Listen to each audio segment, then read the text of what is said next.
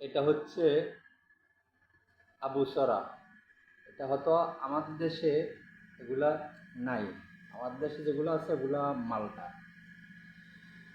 So এটা মালটার মতনে, কিন্তু আসলে এটার নাম হচ্ছে আবুসরা। এগুলোর ভিতরে বিচি হয় না, এক। দ্বিতীয়ত হচ্ছে এটা কমলার মতো, এটা চামড়া উঠাই নেওয়া যায়।